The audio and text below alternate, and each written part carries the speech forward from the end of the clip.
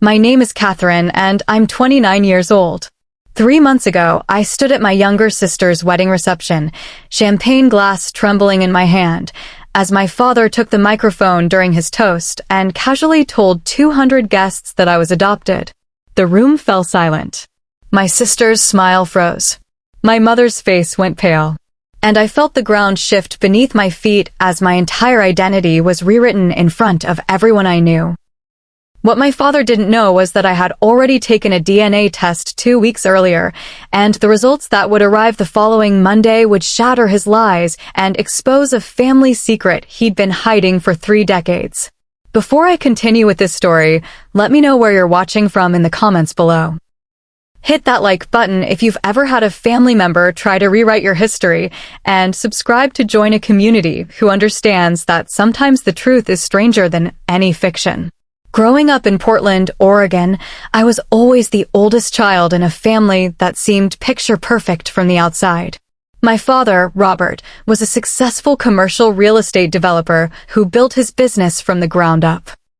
My mother, Linda, was a former teacher who became a stay-at-home mom when I was born. We lived in a beautiful colonial house in the West Hills with a view of Mount Hood on clear days. My sister, Vanessa, was born when I was 4 years old. From the moment she arrived, she became the center of our family's universe. I remember standing by her crib, excited to be a big sister, not realizing that my role in the family was about to fundamentally change. As we grew up, the differences in how we were treated became increasingly obvious. Vanessa had dance lessons, piano lessons, art classes, whatever she wanted to explore. When I asked for guitar lessons at age 10, my father said we needed to be practical about extracurricular expenses. When Vanessa wanted to try horseback riding at 12, they bought her an annual membership at an equestrian center. The pattern continued through high school. Vanessa got a brand new car for her 16th birthday, a pearl white BMW that she posted all over social media. For my 16th birthday 2 years earlier, I got my grandfather's old Toyota Camry with 150,000 miles on it. "You're more responsible," my mother had said, as if that explained why responsibility equaled getting less. College brought the starkest contrast. Vanessa attended USC, a private university where tuition alone was over $60,000 per year. My parents paid every penny, plus her housing in a luxury apartment near campus, her sorority fees, and gave her a generous monthly allowance. When I had applied to colleges 3 years earlier, my father sat me down with a spreadsheet showing how much they could reasonably contribute to my education, about $10,000 per year. "We want you to have skin in the game," he explained. "Taking out loans will teach you financial responsibility." I ended up at Oregon State University, a good school but not my first choice, working 2 part-time jobs while taking a full course load to minimize my debt. I graduated with $45,000 in student loans. Vanessa graduated with 0 debt and a closet full of designer clothes.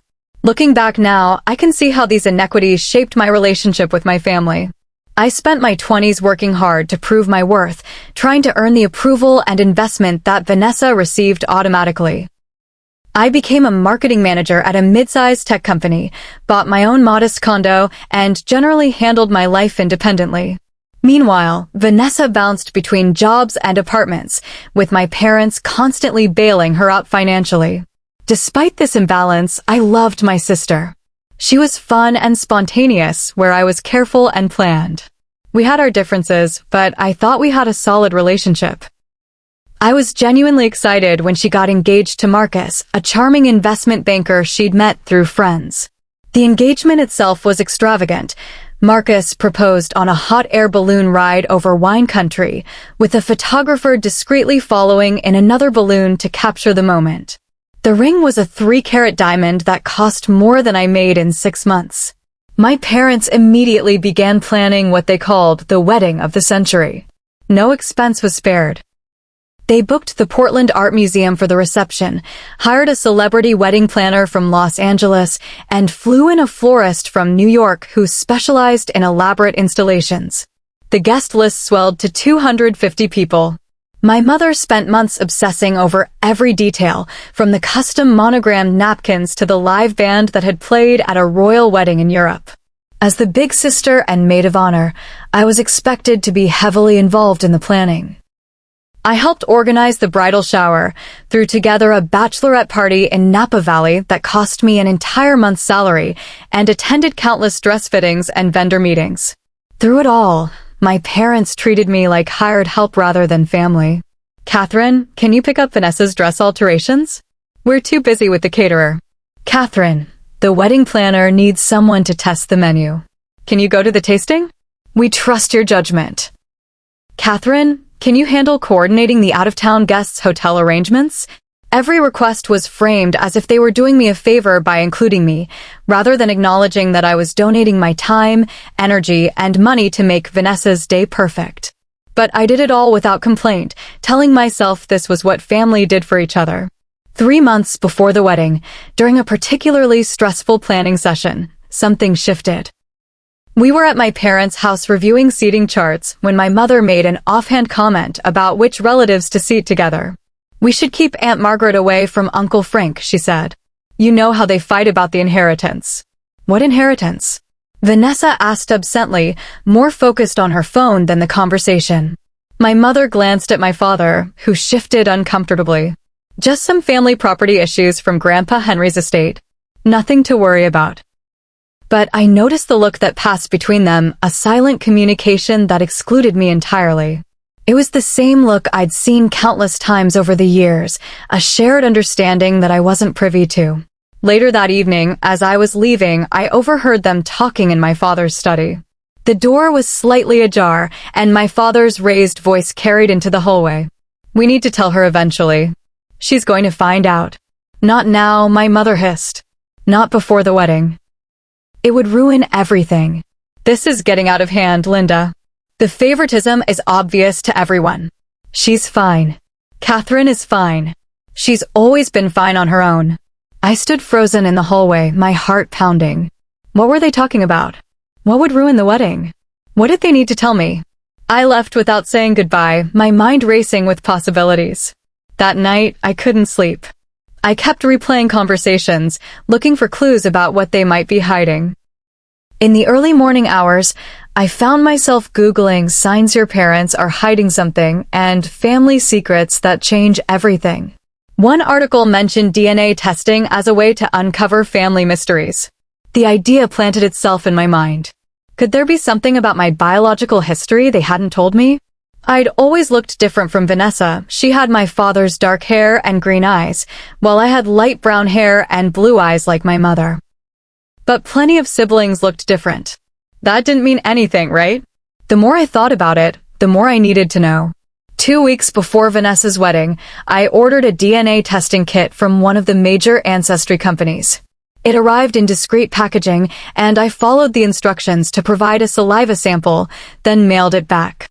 The website said results would take 4 to 6 weeks. I tried to push the whole thing out of my mind and focus on final wedding preparations. But the overheard conversation haunted me. What were they hiding?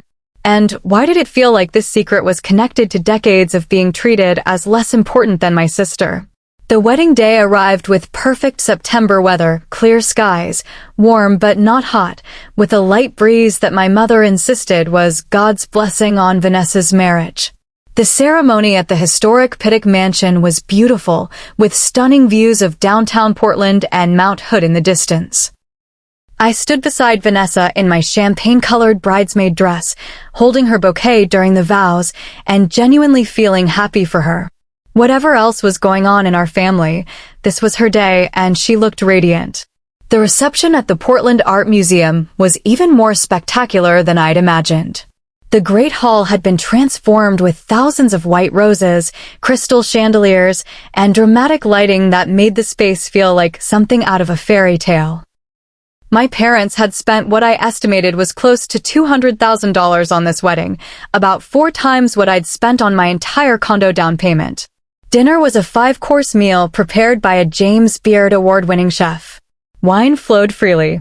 A jazz quartet played during dinner, set to be replaced by the live band for dancing later. Everything was perfect, elegant, excessive in a way that screamed, "Look at what we can do for our precious daughter." Then came the toasts. The best man went first, telling amusing stories about Marcus's college days and welcoming Vanessa to their friend group. Everyone laughed at the appropriate moments. Vanessa beamed. Marcus looked proud. Then it was my father's turn. He stood, microphone in hand, looking distinguished in his custom tuxedo. The room quieted as people turned their attention to him, expecting the typical father of the bride speech about watching his little girl grow up. "I want to thank everyone for being here to celebrate Marcus and Vanessa," he began smoothly. "Vanessa has always been the light of our lives, from the moment she was born." He talked about her childhood, her accomplishments, her beauty and charm. The speech was glowing, loving, filled with pride. I stood off to the side, watching, expecting him to mention me at some point, as the older sister and maid of honor. Then his tone shifted slightly. "Vanessa has always been our biological daughter," he said, emphasis on the word biological that made my stomach clench. "She carries on our family legacy, our values, our DNA." The room was still quiet, but I felt tension creeping in. Where was he going with this? Catherine, our oldest, came to us in a different way. He looked directly at me now, and I saw something in his eyes I couldn't quite identify. We adopted Catherine when she was an infant. We've loved her as our own, of course, but there's something special about a biological child, about seeing yourself reflected in your daughter's face, about knowing that your genes, your family history, will continue through them. The room erupted in confused murmurs. Heads turned toward me. I felt my face flush hot, then cold. Adopted? I was adopted? This was how I was finding out in front of 200 people at my sister's wedding? My mother's face had gone completely white.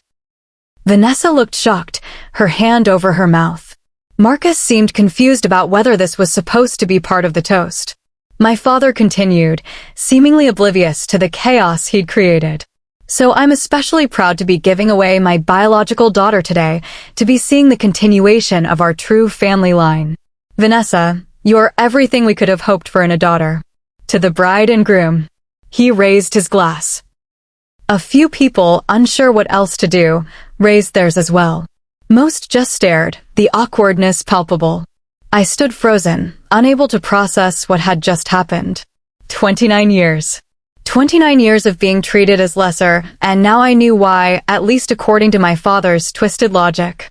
I wasn't really his daughter. I was adopted, a charity case they'd taken in, and he'd just announced it to everyone we knew in the middle of my sister's wedding. Vanessa rushed over to me. "Catherine, I didn't know. I swear I didn't know he was going to say that. I don't even know if it's true. How could you not know if I'm adopted?" I asked, my voice barely above a whisper. I mean, I knew we had to be told something eventually, but I didn't know what. Mom and Dad said there were things to discuss after the wedding, but I thought maybe it was about an inheritance or something. Not this. Never this. My mother appeared beside us, mascara already running from tears. "Catherine, sweetheart, let's not make a scene. We can talk about this later, privately." "Make a scene?" I repeated, incredulous. He just announced to 200 people that I'm adopted. At Vanessa's wedding. "And you're worried about me making a scene?" "Please," my mother begged. "Don't ruin Vanessa's day." That phrase, "don't ruin Vanessa's day," echoed through my head. How many times had I heard variations of that over the years? "Don't complain about the car. It's Vanessa's birthday week." "Don't mention college costs. Vanessa is stressed about finals." "Don't expect the same treatment. Vanessa needs more support." I looked around the reception hall at the faces staring at me, relatives, family, friends, people I'd known my entire life, all of them now seeing me differently. The adopted daughter. The outsider. The one who wasn't really family. Without a word, I set down my champagne glass, grabbed my clutch purse, and walked out of the reception.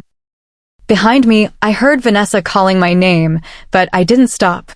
I couldn't be in that room for another second. I took an Uber home, still in my bridesmaid dress, and collapsed on my couch.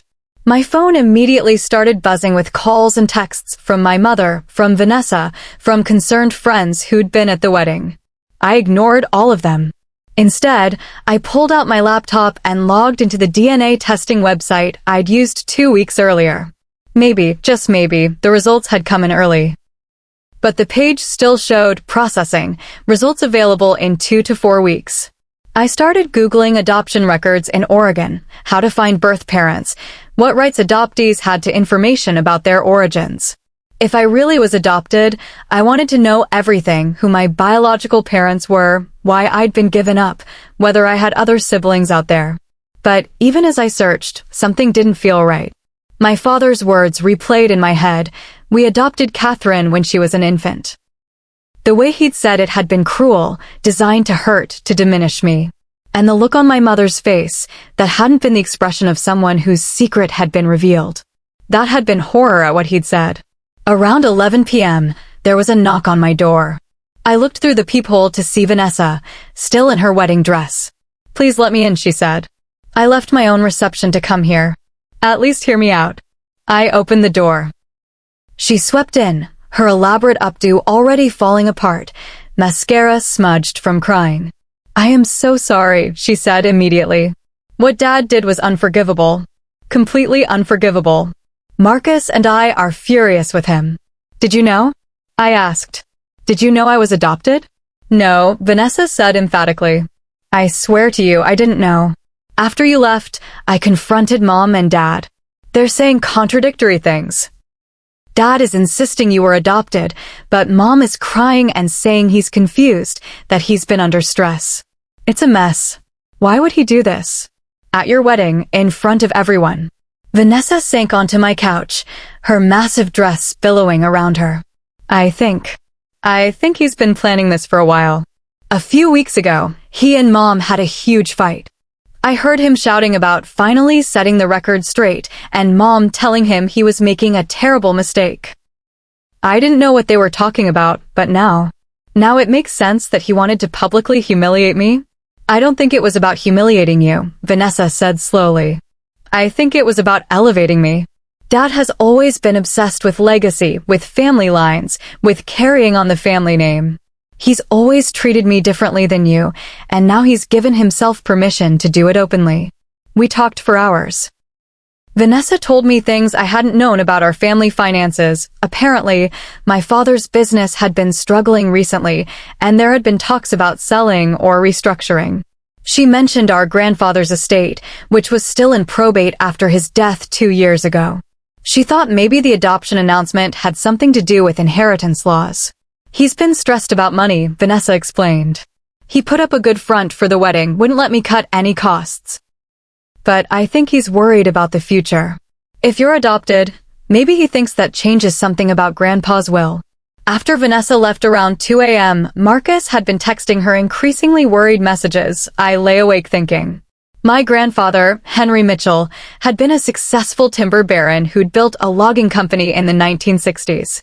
When he died, he'd left behind a substantial estate, including valuable timber lands in eastern Oregon. My father, as the only child, had expected to inherit everything. But I remembered now, Grandpa Henry's will had specified that his estate should be divided equally among his biological grandchildren. At the time, I'd assumed that meant Vanessa and me. But if I was adopted? The next morning, I woke up to dozens of messages. Some were supportive, from friends who were outraged on my behalf. Others were from family members asking if I was okay. My mother had sent 15 texts, each one more desperate than the last, begging me to call her. I ignored them all and instead drove to my mother's sister's house. Aunt Patricia had always been kind to me, and she lived close enough that I could be there in 20 minutes. She answered the door in her bathrobe, looking exhausted. "I've been up all night worrying about you," she said, pulling me into a hug. "Come in. I'll make coffee." We sat at her kitchen table, and I asked her directly, "Did you know I was adopted?" Aunt Patricia looked at me with such sadness that I knew the answer before she spoke. "No, honey, you're not adopted. Your father lied." "What?" Linda called me last night, hysterical. She told me what Robert said at the wedding. Aunt Patricia shook her head in disgust. "I was there when you were born, Catherine. I was in the hospital waiting room. I held you when you were 2 days old. You are absolutely, without question, Linda's biological daughter. The relief I felt was overwhelming, followed immediately by confusion and anger. Then why would he say that? Why would he lie about something like that in front of everyone? Because your father, Aunt Patricia said with unusual venom, is a manipulative man who's been trying to rewrite history for his own benefit. I've watched him favor Vanessa over you for 29 years, and I've bitten my tongue because Linda asked me to. But this is beyond the pale. She explained what she knew. My father had never wanted a second child. When my mother got pregnant with me, he'd been angry, saying they couldn't afford another baby. That one child was enough. He'd wanted my mother to have an abortion. She'd refused, and I was born despite his objections. He resented you from the beginning, Aunt Patricia said sadly. Not because of anything you did, but because why? OU represented Linda's choice to defy him. When Vanessa came along 4 years later, a planned pregnancy that he wanted, she became his favorite immediately. But why claim I'm adopted now? What does that accomplish? I think it's about your grandfather's will, Aunt Patricia said. Henry's estate is worth several $1,000,000, and it's supposed to be divided equally between his biological grandchildren, you and Vanessa. If Robert can convince people you're adopted, he might try to argue that you shouldn't inherit.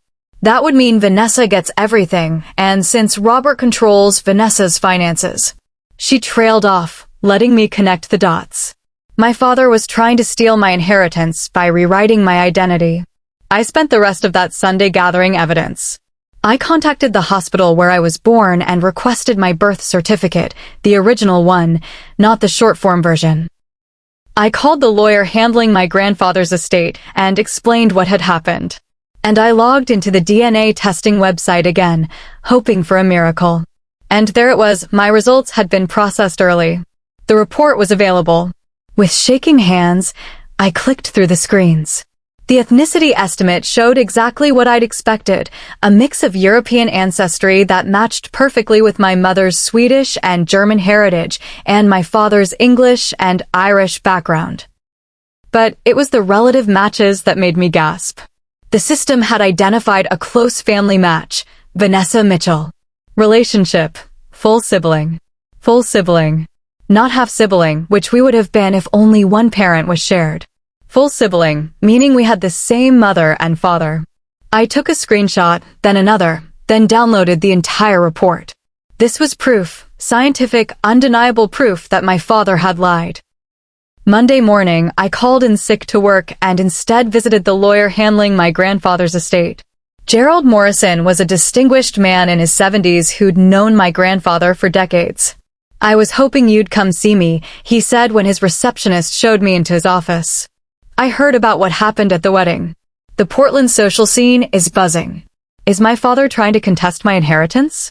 I asked directly. Gerald nodded. He contacted me Friday morning, before the wedding. He claimed he needed to correct an error in the family records. He said you were adopted and therefore shouldn't be considered a biological grandchild under the terms of Henry's will. But I'm not adopted. I know. Gerald pulled out a file. Your grandfather anticipated something like this might happen. Henry knew his son had issues. He left very specific instructions with me. He showed me a letter, written in my grandfather's distinctive handwriting, dated 3 years before his death. In it, my grandfather explicitly named me as his biological granddaughter and stated that any attempt to claim otherwise should be disregarded. He'd even included a lock of my baby hair that he'd kept, suggesting it could be DNA tested if necessary. Henry knew Robert resented you, Gerald explained. He saw how Robert treated you differently than Vanessa. Toward the end of his life, Henry told me he regretted not doing more to protect you. This letter was his way of making sure you'd receive your rightful inheritance, no matter what Robert tried. I started crying not from sadness, but from the overwhelming relief of knowing my grandfather had seen me, had valued me, had loved me enough to protect me even after his death. There's more, Gerald said gently. Henry's estate is currently valued at $4.7 million, to be split equally between you and Vanessa. Your father, as executor, has been stalling the distribution for 2 years, claiming complications. I suspect he's been hoping to find a way to redirect your share to Vanessa, thereby maintaining his control over the full amount. What can I do? You can request an immediate distribution of your inheritance. Given your father's recent behavior and his attempt to falsify family records, I can petition the court to remove him as executor and accelerate the probate process. With the evidence you have, he gestured to the DNA test results I'd brought. I believe a judge would rule in your favor. We spent the next 2 hours strategizing. Gerald would file the necessary paperwork that week. In the meantime, I needed to document everything that had happened at the wedding. That's when I remembered. Vanessa had hired a professional videographer to capture every moment of her wedding. That meant my father's speech, his cruel announcement, all of it had been recorded. I texted Vanessa, I need a copy of the wedding video. She responded immediately, already ahead of you. Picking it up from the videographer today. Dad tried to have them delete his speech, but I told them to keep everything. The next few days were a whirlwind of activity. Vanessa sent me the full wedding video, and I watched my father's toast multiple times, each viewing making me angrier. His words were calculated, designed to humiliate and exclude me. The way he emphasized biological daughter when talking about Vanessa, the way he dismissed his relationship with me as mere adoption, it was all evidence of his true character. I also received my official birth certificate from the hospital. There it was in black and white, Mother, Linda Mitchell. Father, Robert Mitchell. No notation of adoption, no amended records, nothing to suggest anything other than biological parentage. My mother called constantly, leaving tearful voicemails begging me to meet with her. I finally agreed to coffee at a neutral location, a busy cafe downtown where I knew she wouldn't make a scene. She arrived looking like she'd aged 10 years in a week. Her eyes were red-rimmed, her usually perfect hair pulled back in a messy ponytail. Catherine, she said, reaching for my hands across the table. I pulled them away. Why didn't you stop him? I asked. You knew he was going to say it. You could have stopped him. I didn't know, she insisted. I swear I didn't know he would do it at the wedding. He'd been making comments, saying things about clarifying family relationships, but I thought he meant waiting until after the wedding to have a private conversation. But you knew he was planning to lie about me being adopted. My mother looked down at her untouched latte. He's been saying it for months. Ever since the lawyer contacted him about Grandpa Henry's estate. He became obsessed with this idea that maybe there had been a mix-up at the hospital, that maybe you weren't really his. I told him it was ridiculous. That I was there, that I gave birth to you. But he wouldn't let it go. Because of the money. Yes, she admitted quietly. Because of the money. His business is failing, Catherine. He's been taking loans against everything we own. When he realized he couldn't access Grandpa's estate as quickly as he'd hoped, he started looking for ways to redirect your inheritance. By claiming I'm not really family. He convinced himself it might be true. Or he just decided to lie. I don't know anymore what he believes versus what he's pretending to believe. And you went along with it. I didn't go along with it. My mother protested. I've been fighting with him about this for months. But I thought I could manage it, contain it, make him see reason. I never imagined he'd announce it publicly like that. We talked for over an hour. My mother told me things I'd never known. That my father had been in therapy for narcissistic personality disorder, that he'd been fired from 2 previous jobs for financial irregularities, that his own father had considered cutting him out of the will entirely. Why did you stay with him? I asked. Because I loved him, she said simply. Or I loved who I thought he was. And because of you girls. I kept thinking he'd change, that he'd realize how damaging his favoritism was. But it only got worse. Are you leaving him? My mother looked torn. I'm considering it. This situation, what he did to you, it's opened my eyes to things I've been ignoring for too long. We parted with a tentative understanding. I wasn't ready to fully forgive her for enabling my father's behavior for so long, but I understood she was also a victim of his manipulation in her own way. The following week, Gerald Morrison filed the petition to remove my father as executor and accelerate my inheritance distribution. The court date was set for 3 weeks out. In the meantime, news of what had happened at the wedding spread throughout Portland's social circles. My father's reputation, which he'd carefully cultivated for decades, began to crumble. Business associates started asking questions. Country club friends distanced themselves. 3 different people sent me private messages saying my father had tried to borrow money from them recently, claiming family emergencies. Vanessa remained firmly on my side, which surprised both of us. She'd been the favored child her entire life, and I'd half expected her to side with our father to protect her own position. Instead, she was furious with him. He used me, she told me during one of our many phone calls. He used my wedding as a stage to humiliate you. He turned what should have been the happiest day of my life into a public family drama. Marcus's parents are questioning whether they want to be associated with our family now. The court date arrived.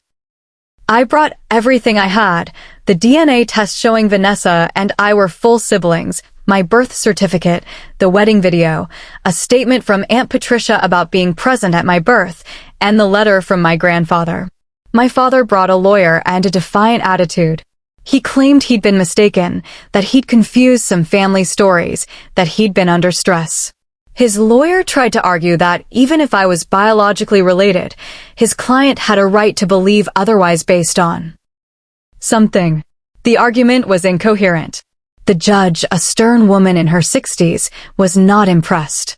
"Mr. Mitchell," she said, "you publicly announced at your daughter's wedding that she was adopted, despite having no evidence of this fact.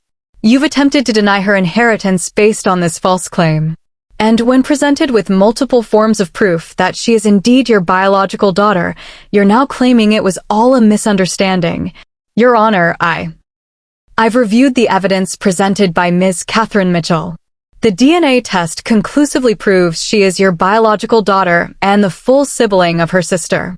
The birth certificate, hospital records, and witness statements all support this. Your father's letter explicitly names Catherine as his biological granddaughter and anticipated someone might attempt to challenge this fact. The judge ruled in my favor on every point. My father was removed as executor, and a neutral third party was appointed to distribute the estate. My inheritance, $2.35 million, would be released to me within 60 days. Furthermore, the judge ordered my father to pay all legal fees and to write a formal letter of apology to be filed with the court.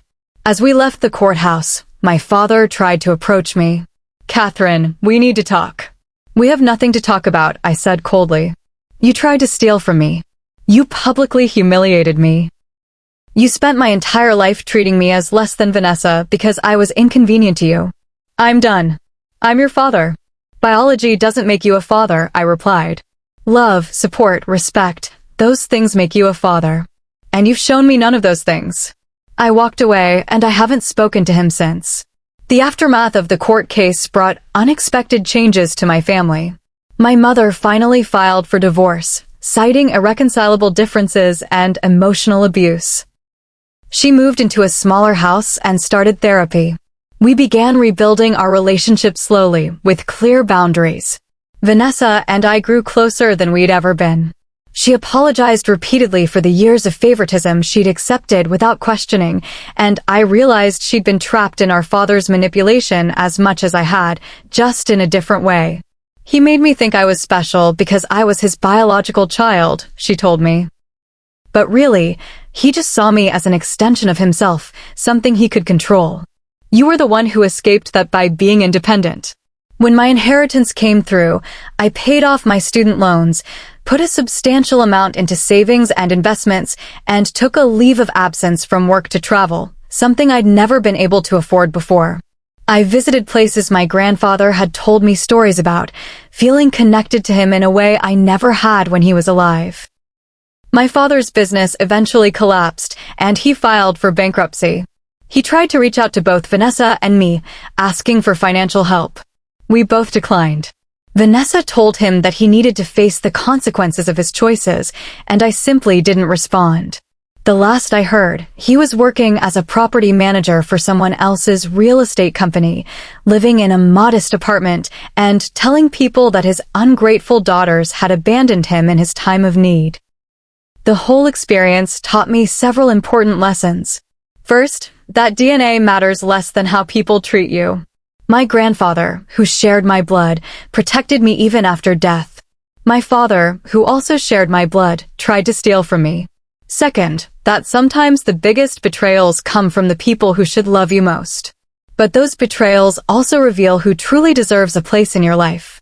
Third, that standing up for yourself, even when it means going against family, is not only justified but necessary. For too long, I'd accepted being treated as lesser because I didn't want to rock the boat. The moment I demanded the respect I deserved, everything changed. About 6 months after the court case, I received an unexpected letter. It was from a law firm in Seattle, informing me that my grandfather had established a trust years ago that I was only now old enough to access. Inside was another letter from Grandpa Henry, dated shortly before his death. Dear Catherine, it read, "If you're reading this, it means I'm gone and you've turned 30 or close to it. I've watched your father treat you unfairly your entire life, and it's been one of my greatest regrets that I didn't intervene more directly.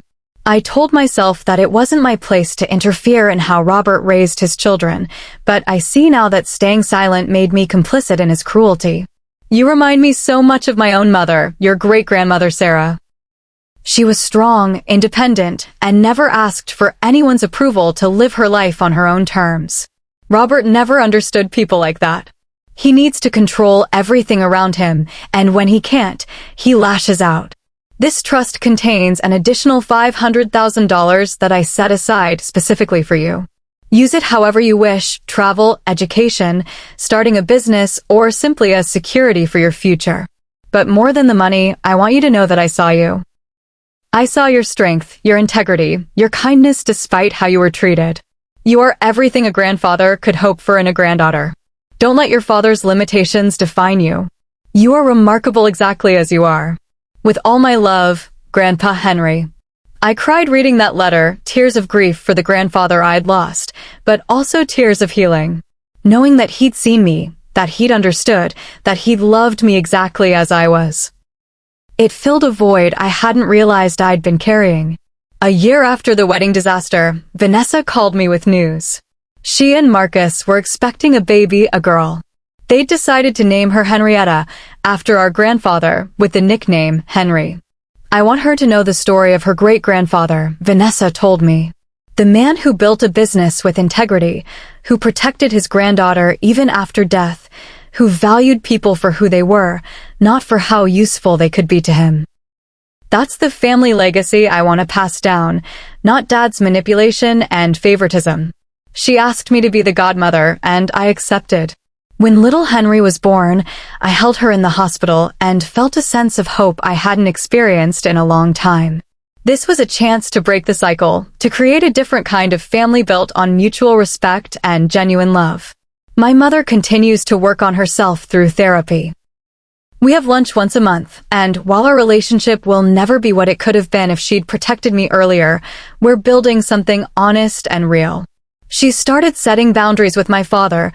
They're officially divorced now, and she's even gone back to teaching, reclaiming the career she gave up when I was born. As for my father, I occasionally hear updates through the family grapevine.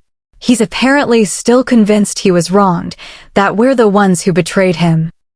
He tells anyone who will listen that his daughters are greedy and ungrateful. The irony would be funny if it weren't so sad.